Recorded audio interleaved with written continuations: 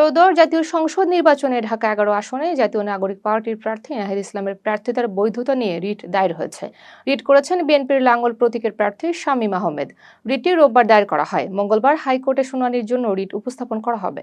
বিএনপির চেয়ারম্যান তারেক রহমান বলেছেন, তার লক্ষ্য নিরাপদ বাংলাদেশ গঠন, যেখানে নাগরিকরা নিরাপদে চলাফেরা ও বসবাস করতে পারবেন। তিনি বলেন, দীর্ঘ ১৬ বছর ধরে গণতান্ত্রিক অধিকার হরণ হয়েছে। জনগণের নিরাপত্তা ও অর্থনৈতিক স্বাবলম্বিতা নিশ্চিত করা হবে। তরুণদের জন্য কর্মসংস্থান ও প্রশিক্ষণ দেওয়া হবে। নারীদের স্বাবলম্বিতা বাড়াতে ফ্যামিলি কার্ড চালু হবে। কৃষকদের সহায়তার জন্য কৃষি কার্ড দেওয়া হবে।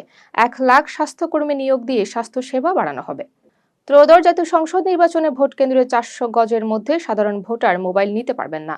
তবে প্রিজাইডিং অফিসার, পুলিশ ইনচার্জ, দায়িত্বপ্রাপ্ত আনসার বা ভিডিপির ২ সদস্য মোবাইল বহন করতে পারবেন। ভোট গ্রহণ ১২ ফেব্রুয়ারি সকাল ৭টা ৩০ থেকে বিকাল ৪টা ৩০ পর্যন্ত চলবে।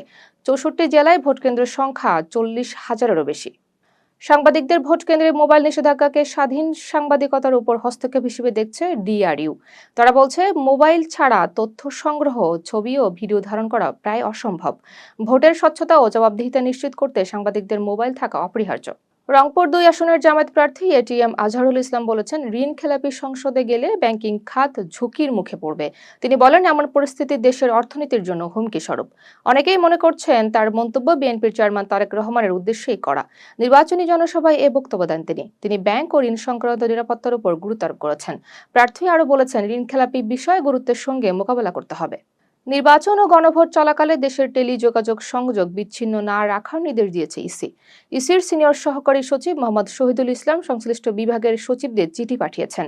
হাইওয়ে ও উন্নয়নমূলক কাজের সময় গুরুত্বপূর্ণ ট্রান্সমিশন সংযোগ বিচ্ছিন্ন না হওয়ার উপর জোর দেওয়া হয়েছে।